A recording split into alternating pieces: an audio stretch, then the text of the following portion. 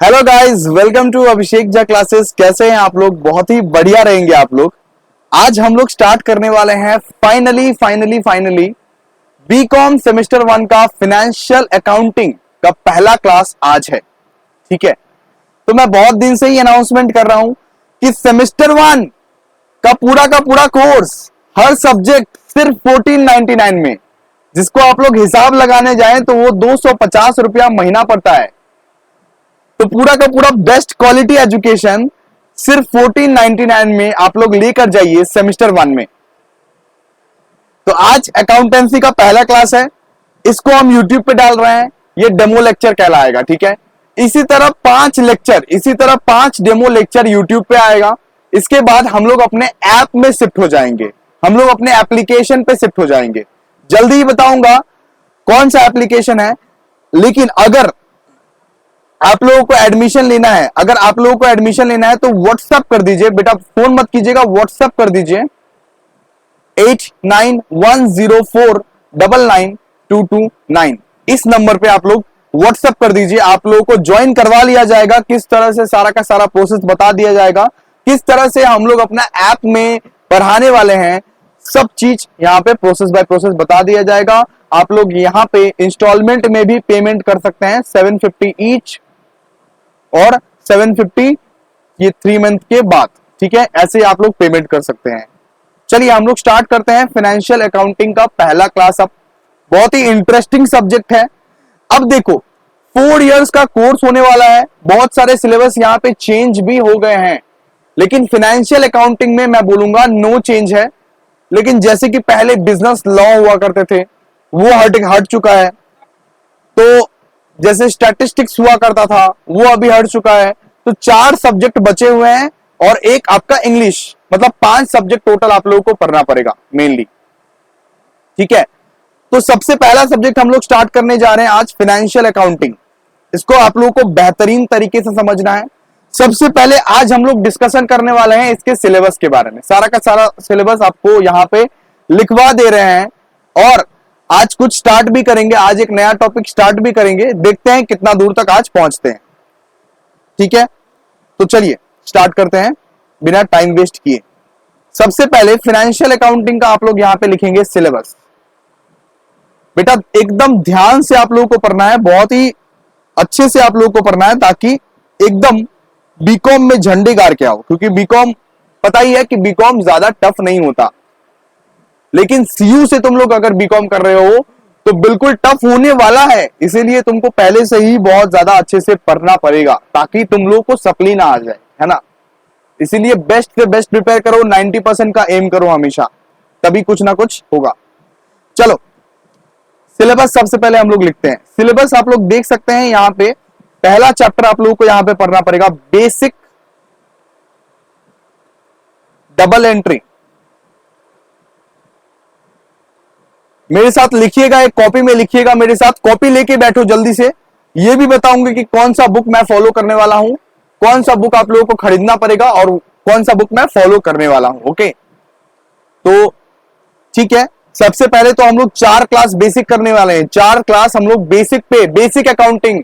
अगर तुम लोग 11-12 में ध्यान नहीं दिए हो, फिर भी यहाँ पे आराम से अकाउंटिंग पर ग्रिप ले आ सकते हो। ओके, चैप्टर देखिए, बेसिक डबल एंट्री, उसके बाद कैश बेसिस एंड एक्यूरल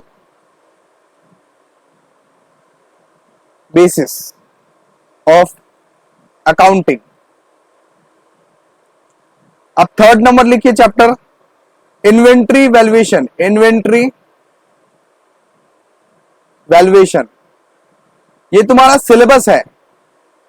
ये सब सिलेबस आप लोगों को लिख के रखना है, ताकि आप लोगों को बाद में पता चले कि कौन कौन सा कर रहे हैं। हम लोग सब प्लानिंग के साथ करेंगे, ऐसा नहीं, ऐसा हुआ बना के नहीं कि हम लोग कर रहे हैं, कर लिए, इस तरह से हम लोग को नहीं करना। इसके बाद देखिए यहाँ पे डेप्रीशिएशन। ओके, जो क्लास 11-12 में किए हैं उससे थोड़ा सा टफ है, इसीलिए इस बार ध्यान देना पड़ेगा आप लोगों को। इसके बाद देखिए, इसके बाद हम लोग को पढ़ना पड़ेगा bad debt and provision for bad debt.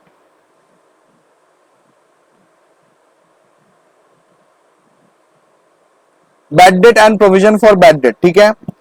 इसके बाद आप लोग अभी बुक नहीं खरीदिएगा, मैं बुक का नाम बोल दूंगा, अभी अपडेट हो रहा है बहुत सारा बुक, इसीलिए बोल रहा हूं। मैं बुक का नाम बोल दूंगा। पहला 4 क्लास तो हम लोग बेसिक करने वाले हैं, बेसिक्स में डील करने वाले हैं। जो लोग को बेसिक्स ही पता नहीं रहेगा वो लोग क्या अकाउंटिंग करेगा, है ना। 6 लिखिए, capital and revenue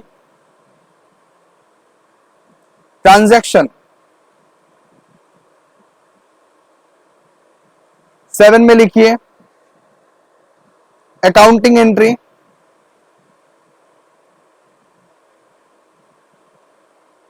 accounting entries.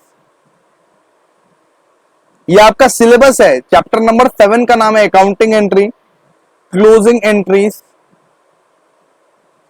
ठीक है, एंड ओपनिंग एंट्रीज। मैं डिटेल्ड में लिखवा दे रहा हूं ताकि आपका कॉपी में पहला पेज में ये सब सारा चीज लिखा रहे।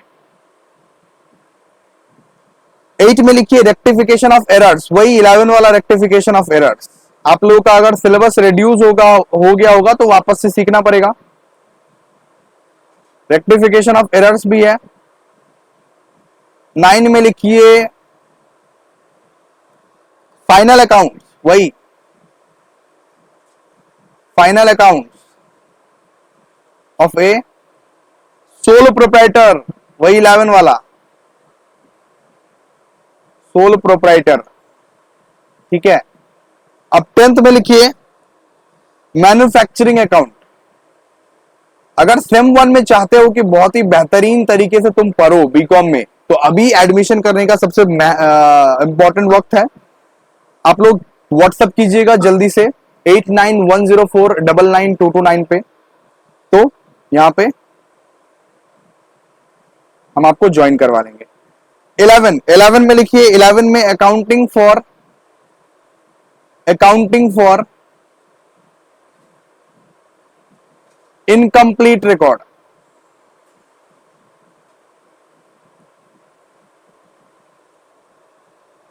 12th में है, देखिए कितना चैप्टर आप लोग को पढ़ना पड़ेगा। 12th में है फाइनल अकाउंट्स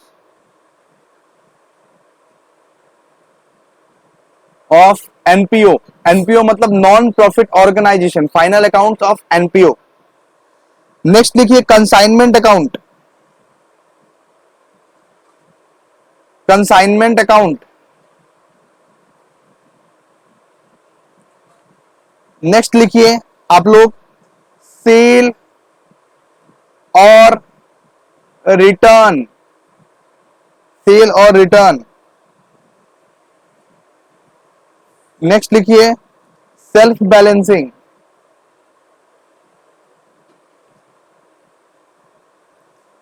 नेक्स्ट है इंश्योरेंस क्लेम। मतलब 16 तो चैप्टर पूरा आप लोगों को पढ़ना पड़ेगा सेम 1 अकाउंट्स में, ठीक है।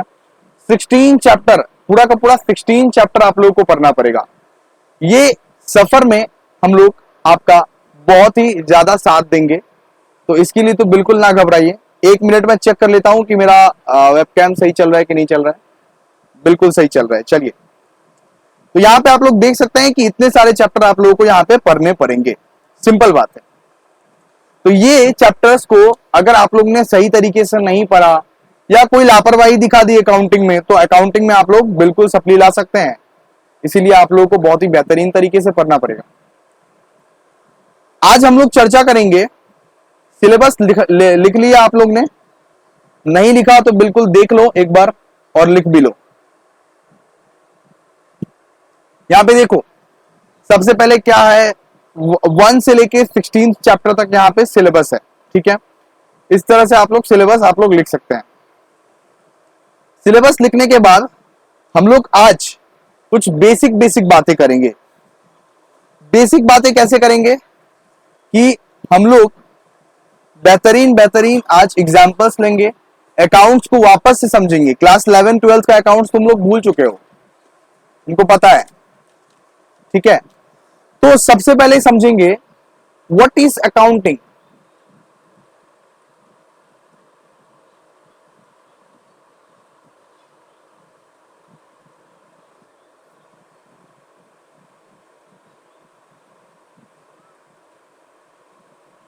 ठीक है, रेडी। What is accounting? सबसे पहले अकाउंटिंग का यहां पे एक समराइज्ड वे में आप लोग यहां पे एक डेफिनेशन लिखिए। हमको पता है कि इसका थियरी फॉर्मेट में बहुत बड़ा डेफिनेशन है, लेकिन मैं अभी आपको प्रैक्टिकल वे में पहले सिखाना चाहता हूं कि अकाउंटिंग का प्रैक्टिकल वे में एक समराइज्ड वन लाइनर में आप लोग क्या लिख सकते हैं। देखिए, summarising the financial summarizing the financial data into meaningful format। यही करते हुए आ रहा हूं ना 11-12 में। हम लोगों को एक पूरा का पूरा डेटा दिया होता था, हम लोगों को पूरा एक डेटा दिया होता था, पैराग्राफ फॉर्मेट में दिया होता था या एक ट्रायल बैलेंस फॉर्मेट में दिया होता था, उसको एक मीनिंगफुल फॉर्मेट में बस हम लोग सजा के लिख देते थे। वही तो होता था अकाउंटिंग।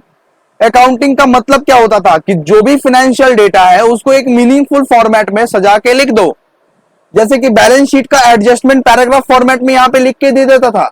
हम लोगों को नॉर्मली यहां पे क्या करना पड़ता था, हम लोग को बोलता था ए बच्चा यहाँ पे फॉर्मेट बना के सजाओ, उसको बैलेंस शीट बनाओ, प्रॉफिट एंड लॉस अकाउंट बनाओ, ट्रेडिंग अकाउंट बनाओ। इतने बड़े बड़े काम करके आए थे हम लोग, है कि नहीं।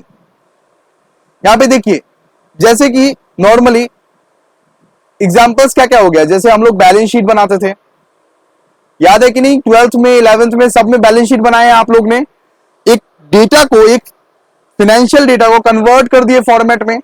इसके बाद देखिए प्रॉफिट एंड लॉस अकाउंट भी बनाते थे। ये सब हम एग्जांपल्स आप लोग को दे रहे हैं, प्रॉफिट एंड लॉस अकाउंट। तो इस तरह से हम लोग बहुत सारा चीज से बनाए हैं। रिवैल्यूएशन अकाउंट बनाए हैं 12th में आके, पार्टनर्स कैपिटल अकाउंट बनाए हैं, जिसमें डेटा दिया होता था, हम लोग को मीनिंगफुल फॉर्मेट में उतार के दे देना पड़ता था। अच्छा सर, ये सब तो ठीक है, ये सब तो ठीक है। अब बताइए कि अकाउंटिंग का फॉर्मेट कैसे चलता है, मतलब किसके बाद क्या करना पड़ता है, हमें किसके बाद क्या करना पड़ता है। आप लोग देख सकते हैं,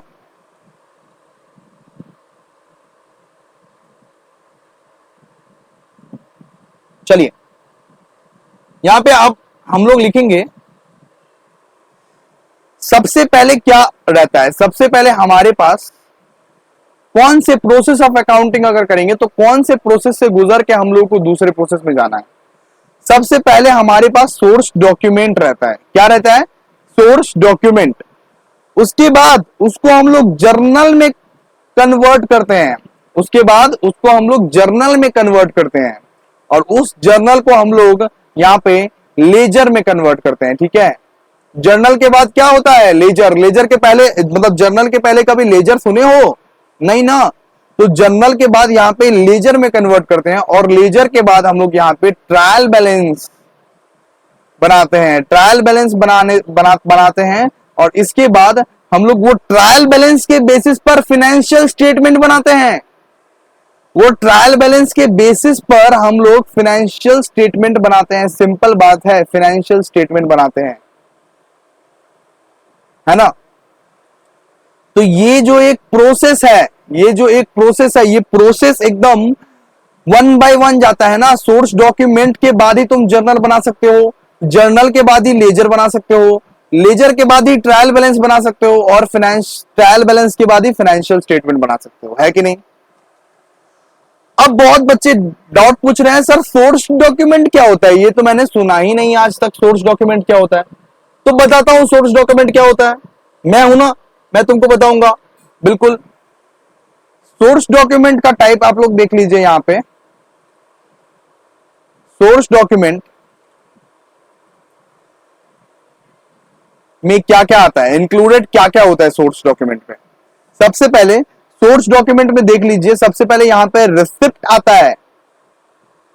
एक रिसिप्ट जो आप लोगों को मिलता रहता है, एक रिसिप्ट जो आप लोगों को मिलता है, जैसे कि आप लोग किसी परचेज किए, बिल विल मिल गया, उसको हम लोग रिसिप्ट बोलते हैं ना। राशन पानी परचेज किए एक मॉल से, वो लोग रिसिप्ट देता है एक ठो। वो रिसिप्ट से कन्वर्ट करके आप लोग जर्नल में लाते हो, है कि नहीं। अकाउंटेंट लोग क्या करता है? रिसिप्ट देख के ही जर्नल बनाता है ना। उसके बाद देखिए, उसके बाद वाउचर को भी बोल सकते हैं, वाउचर को भी बोल सकते हैं, वाउचर को देख के भी हम लोग जर्नल बना सकते हैं। और यहां पे इनवॉइस को भी बोला जाता है सोर्स डॉक्यूमेंट, इनवॉइस को बोला जाता है सोर्स डॉक्यूमेंट। इनवॉइस मतलब बिलिंग, विलिंग जो हो गया, परचेज वर्चेज, आप लोग बहुत हाई तगड़े वगड़े परचेज किए हैं तो उसको इनवॉइस बोला जाता है। और यहाँ पे रेंट एग्रीमेंट को भी हम लोग बोला जाता है सोर्स डॉक्यूमेंट, बोला जाता है कि नहीं। तो ये सोर्स डॉक्यूमेंट के बाद क्या आता है सर? जर्नल आता है। उसके बाद क्या आता है? लेजर आता है। उसके बाद क्या आता है? ट्रायल बैलेंस आता है। ट्रायल बैलेंस के बाद क्या करते हैं सर? फाइनेंशियल स्टेटमेंट बनाते हैं। सिंपल बात है, फाइनल अकाउंट्स बनाते हैं। वो एसेट्स, लायबिलिटी, इनकम, एक्सपेंस देखने लगते हैं, सब प्रॉफिट एंड लॉस बनाने लगते हैं। ठीक है, तो ये प्रोसेस में जाता है ना। अब गधे जैसे तो उड़ उड़ के हम लोग अरे बना ले फाइनल अकाउंट, सबसे पहले बना ले। कैसे बनाएंगे भाई फाइनल अकाउंट? सबसे पहले जर्नल से आना पड़ेगा, है कि नहीं? 11-12 में तो आप लोग ऐसे ही करते थे, जर्नल नहीं सीखे प्रॉपरली, लेजर नहीं सीखे प्रॉपरली, फाइनल अकाउंट्स बनाने चल दिए। इस तरह से नहीं होता है, सब कुछ प्रॉपरली सीखना पड़ता है ना। और मैं आपको सिखाऊंगा प्रॉपरली, प्रॉपर वे में। चलिए नेक्स्ट, नेक्स्ट अब देखते हैं यहां पे सोर्स डॉक्यूमेंट तो सब समझ गए। इसके बाद देखिए जर्नल का एक बार फॉर्मेट आप लोग ड्रॉ कर लीजिए। हमको पता है कि तुम लोगों को आता है, हमको पता है तुम लोगों को आता है, ठीक है। कुछ ही देर बाद हम तुमसे पूछेंगे जब जर्नल का एंट्रीज, तब वहां पे तुम लड़खड़ाने लगेगा। इसीलिए हम बोल रहे हैं कि बेसिक से सिखा रहे हैं, सीख लो। बेसिक से सिखा रहे हैं, सीख लो, ठीक है। यहाँ पे देखिए जर्नल का फॉर्मेट क्या रहता है, हम लोग बहुत डिटेल्स में करने वाले हैं ये सब सारा चीज, तो आप लोग बिल्कुल घबराइए वबराइए नहीं। हम लोग यहाँ पे सब डिटेल्स में करने वाले हैं, ठीक है। देखिए जर्नल का फॉर्मेट इस तरह से बनता है। सबसे पहले हम लोग क्या करते हैं, सबसे पहले सर यहाँ पे डेट लिखते हैं, है ना। उसके बाद क्या करते हैं, यहाँ पे एक होता है क्रेडिट का कॉलम, एक होता है यहाँ पे डेबिट का कॉलम, एक होता है यहाँ पे लेजर फोलियो का कॉलम, ठीक है। अच्छा, अब सबको लिखते हैं, ठीक है। सबसे पहले देखिए डेट, इसको क्या लिखते हैं? डेट। इसमें क्या होता है? पर्टिकुलर्स। इसमें क्या होता है? Ledger folio. डेबिट लिखते हैं और यहां पे क्रेडिट लिखते हैं, सिंपल बात है ना। रुपीस नीचे में लिख देते हैं ताकि अच्छा लगे दिखने में, ताकि अच्छा लगे दिखने में, ठीक है। और इसमें रिप्रेजेंटेशन कैसे होता है? इसमें रिप्रेजेंटेशन मैं अभी आपको बताता हूं। आप लोग को सब पता है, मुझको मालूम है, लेकिन आप लोग को रिप्रेजेंटेशन आप लोग को दिखाता हूं। यहां पे ऐसे करके लिखते हैं, कैश अकाउंट, कोने में डेबिट लिखते हैं, debited to bank account. Simple ऐसे करके लिखते हैं। मान लीजिए ये 100 रुपए का है तो 100 रुपए ऐसे लिख दिए। आप लोग को ये उतारना है अपनी कॉपी में। तुम भूले भटके हो, 3 महीने मजे किए हो, भूल गए होगे ये सब सारा चीज, इसीलिए तुमको बेसिक से सिखा रहा हूं ताकि तुमको डिस्टर्ब ना हो सीयू में आके, है ना।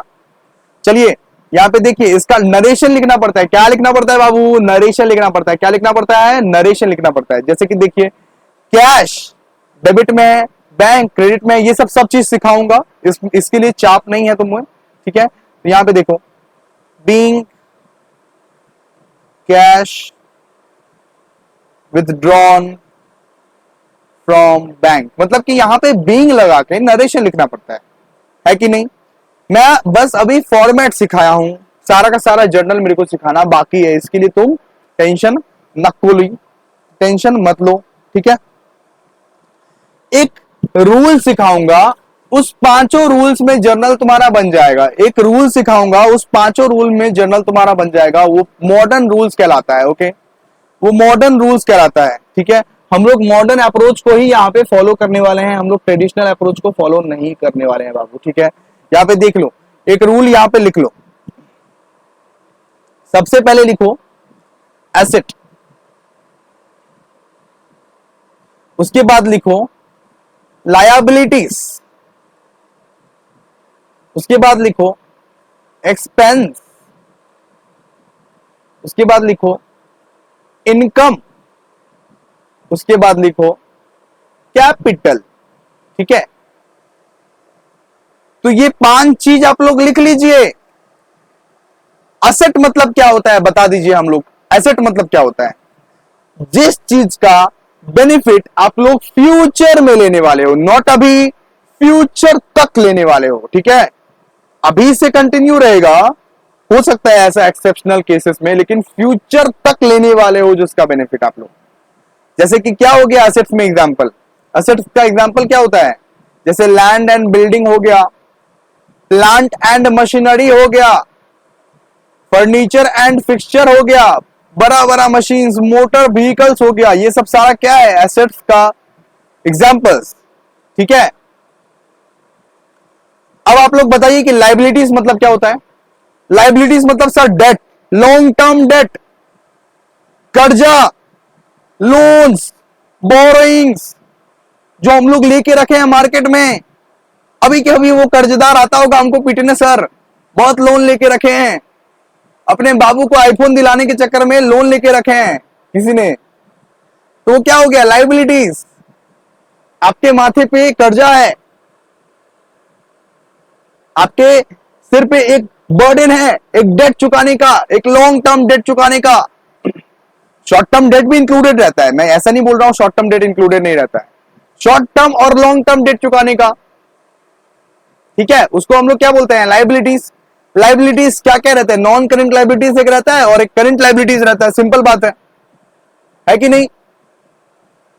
उसके बाद देख लीजिए एक्सपेंस। एक्सपेंस क्या होता है? जो डेली डेली आप लोग खर्चा करते हैं, डेली डेली आप लोग बाबू सोना के ऊपर जो खर्चा करते हैं उसको बोला जाता है, ये चलो आज मोमो खा लेते हैं, चलो आज ये कर लेते हैं, चलो आज वो कर लेते हैं। जो डेली डेली बिजनेस में, अगर एक बिजनेस पॉइंट ऑफ व्यू से देखें तो लेबर को क्या डेली डेली वेजेस नहीं देना पड़ता होगा? क्या रॉ मटेरियल्स डेली डेली नहीं लगता होगा? तो ये क्या हुआ? एक्सपेंस। अब इनकम के बारे में बताएंगे। इनकम, इनकम क्या होता है? इनकम जो आप लोग हर रोज कमाते हो, हर रोज अर्न करते हो, हर रोज नहीं लेकिन पीरियोडिकली तो अर्न करते हो ना। इनकम किसको बोलते हैं? जैसे कि शेयर मार्केट में आप लोग यहां पे पैसा लगाए, उसमें से डिविडेंड, उसका इनकम को बोला जाता है डिविडेंड। उसमें से आप लोग को डिविडेंड मिला है तो उसको हम लोग क्या बोलते हैं? इनकम। और कैपिटल क्या होता है? जो ओनर अपने बिजनेस में इन्वेस्ट करता है, जो ओनर अपने बिजनेस में क्या करता है बेटा? इन्वेस्ट करता है। कैपिटल मतलब क्या हो गया? जो ओनर अपने बिजनेस में इन्वेस्ट करता है वो कैपिटल के अंदर आता है। तो 5 रूल सीख लो, सिर्फ 5 रूल्स, जर्नल खत्म। 5 रूल्स के अंदर अंदर जर्नल खत्म करवा दूंगा। सबसे पहला रूल, असेट का बैलेंस रहता है, सबका बैलेंस आप लोग देख लीजिए। असेट किधर लिखते थे? असेट हम लोग बैलेंस शीट में किधर लिखते थे आप लोग बताइए? सर डेबिट साइड में कंसीडर किया जाता था असेट, डेबिट साइड में कंसीडर किया जाता था एसेट। असेट का बैलेंस क्या होता है? डेबिट।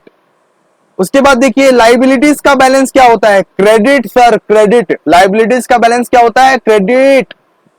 एक्सपेंस का बैलेंस क्या होता है? डेबिट।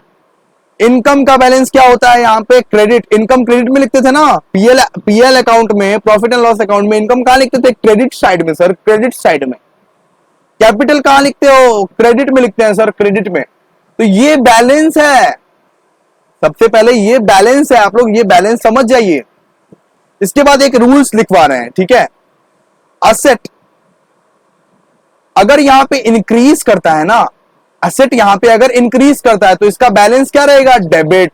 क्या रहेगा बेटा? डेबिट। उसके बाद देख लीजिए असेट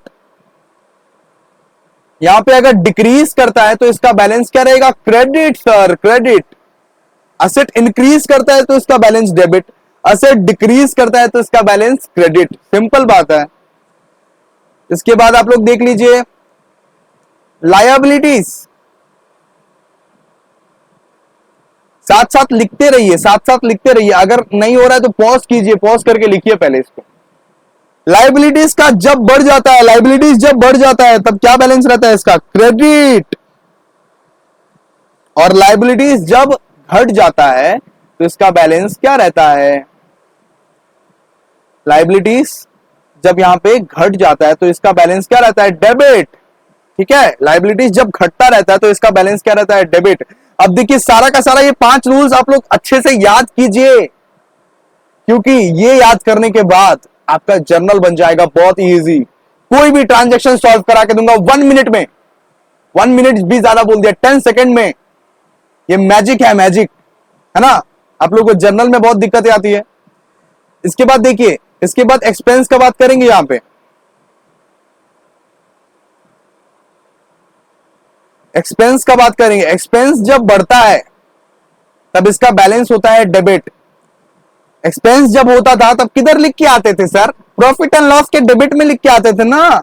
वही होता है एक्सपेंस, डेबिट में लिख के आने, डेबिट बैलेंस है इसका। और एक्सपेंस जब बढ़ता है बाबू, जब ये सॉरी एक्सपेंस जब घटता है तब उसका बैलेंस क्या रहता है? क्रेडिट। Credit sir, credit. ठीक है, एक्सपेंस जब घट जाता है तब उसका बैलेंस क्या रहता है? क्रेडिट। सिंपल है। अब देखिए इनकम का बात देखिए। इनकम यहां पे जब बढ़ता है, इनकम जब बढ़ता है तब इनकम का बैलेंस क्या रहता है? बताइए, क्रेडिट रहता है इनकम का बैलेंस। और इनकम जब यहां पे घट जाता है तो यहां पे इसका बैलेंस क्या रहता है? इनकम यहां पे जब घट जाता है तब इसका बैलेंस क्या रहता है? डेबिट। कैपिटल जब बढ़ जाता है, कैपिटल अगर कोई इन्वेस्ट करता है, एडिशनल कैपिटल लगाता है पैसा, कैपिटल का बैलेंस वैसे ही क्या रहता है? क्रेडिट। जब और भी ज्यादा बढ़ाएगा तो उसको क्या बोला जाएगा? क्रेडिट। और कैपिटल में से विथड्रॉ कर लिया गया, कैपिटल में से विथड्रॉ कर लिया गया, जिसको हम लोग ड्रॉइंग्स भी बोलते हैं, विथड्रॉ कर लिया गया, तब इसका बैलेंस क्या हो जाएगा? इसका बैलेंस हो जाएगा डेबिट सर। इसका बैलेंस क्या हो जाएगा? डेबिट। सिंपल। समझ में आया तुमको? समझ में आया? चलिए, समझ में आ गया होगा। नहीं समझ में आया तो प्लीज बैक कीजिए और वापस से एक बार देखिए। अब देखिए, एक एग्जाम्पल्स हम लोग यहां पे लेने वाले हैं। एक एग्जाम्पल्स हम लोग लेने वाले हैं, ठीक है। आई होप आपने लिख लिया होगा। नहीं लिखा होगा तो प्लीज लिख लीजिए, पॉज करके लिखिए जल्दी जल्दी से। हम लोग को जल्दी से करना है, ठीक है। चलिए, लिख लिया होगा आपने पॉज करके। अब देखिए एग्जाम्पल्स लेते हैं इसका। सबसे पहला examples, car purchased for cash. Car purchased for cash ₹5 lakh. अब देखिए कार क्या है बेटा? कार क्या है? असेट है, लाइबिलिटी है, एक्सपेंस है, इनकम है, कैपिटल है। तो बेटा जी हमको बोल रहा है यहाँ पे असेट है सर, एसेट। बाबू हमको बोल रहा है यहाँ पे असेट है, ठीक है, असेट ही है। कैश क्या है बताइए? कैश भी यहाँ पे असेट है, ठीक है। अब कार जो परचेज करने जाते हो तुम, कार जो तुम परचेज करने जाते हो तो कार वाले को क्या दे के आ जाते हो? कैश दे के आ जाते हो। इसका मतलब कैश क्या हो रहा है? कैश तुम्हारा पॉकेट से जा रहा है। इसका मतलब क्या है? डिक्रीज हो रहा है सर, डिक्रीज हो रहा है। और कार क्या हो रहा है? कार आ रहा है, एसेट इंक्रीज कर रहा है। तो कार इंक्रीज हो रहा है, कैश डिक्रीज हो रहा है। एसेट अगर इंक्रीज करता है तो क्या करते हैं हम लोग उसको बेटा? एसेट इंक्रीज होता है तो क्या करते हैं? अच्छा, ये बाबू बोलता है डेबिट करते हैं, तो डेबिट कर देंगे। Simple. Cash account, sorry cash लिख दिए, कैश लिख दिए। कार क्या हो रहा है? कार आ रहा है, आ रहा है। इसका मतलब कार इंक्रीज हो रहा है। इंक्रीज होता है तो उसको डेबिट करते हैं। तो car account debit to cash account. Simple बात है, ठीक है। ऐसे करके हम लोग जर्नल सॉल्व करते हैं। देखो कितना इजीली जर्नल हम लोग सॉल्व कर लिए। सिंपल बात है। इतना इजी कभी देखा है जर्नल सॉल्व करते हुए? कभी कितना मुश्किलों का सामना करना पड़ता है। यहाँ पे देखो, एक बार में एसेट आया और कैश एसेट गया। तो जो गया उसको हम लोग क्रेडिट कर दिए और जो आया उसको डेबिट कर दिए। सिंपल बात है, सारा का सारा चीज खत्म हो गया, है ना। तो ये पांचों रूल्स को आप लोग आज पहला क्लास में हम लोग बस इतना ही करेंगे, लेकिन ये पांचों रूल्स को आप लोग रट लो। कौन से 5 रूल सर? कौन से 5 रूल? ये वाले रूल्स को, ये वाले रूल्स मस्ट है, कॉपी में लिख लो, ताकि हम लोग फ्यूचर 4 क्लास होने वाले हैं बेसिक्स पे। 4 क्लास, पूरा का पूरा 4 क्लास जर्नल पे ही होगा, 4 क्लास। और ये चारों क्लास में आप लोग को बहुत ज्यादा अटेंटिव रहना है, क्योंकि इसमें जर्नल सिखा दिया जाएगा पूरा, और वो भी इतने अच्छे से सिखा दिया जाएगा कि आप लोग भूल नहीं पाओगे जिंदगी भर तक। चलिए मिलते हैं फिर नेक्स्ट वीडियो में। आप लोगों को अगर कोर्स परचेज करना है, आप लोगों को अगर ये कोर्स परचेज करना है, क्योंकि यहां पे सिर्फ 5 क्लास ही डेमो रहेगा, 5 क्लास ही डेमो रहेगा। ओके, उसके बाद हम लोग अपने ऐप में शिफ्ट हो जाएंगे। जो लोग एनरोल्ड स्टूडेंट रहेंगे उनके साथ हम लोग ऐप में शिफ्ट हो जाएंगे। आप लोगों को अगर क्लास ज्वाइन करना है तो सीधा आप लोग यहाँ पे सिंपली आप लोगों को क्या करना है, हमको इस नंबर पे व्हाट्सएप कर लेना है, 8910499229 पे व्हाट्सएप कर लेना है। व्हाट्सएप करने के बाद आप लोग यहाँ पे पेमेंट कर दीजिएगा, और पेमेंट करने के बाद आप लोगों को एप्लीकेशन में एक्सेस मिल जाएगा। ठीक है, एप्लीकेशन में आप लोगों को एक्सेस मिल जाएगा, एप्लीकेशन में आप लोग पढ़ सकते हैं हमारे साथ। पहला कुछ क्लास तो YouTube में पढ़ना, 5 क्लास, उसके बाद हम लोग ऐप में शिफ्ट हो जाएंगे। नोट्स भी तुमको मिल जाएगा।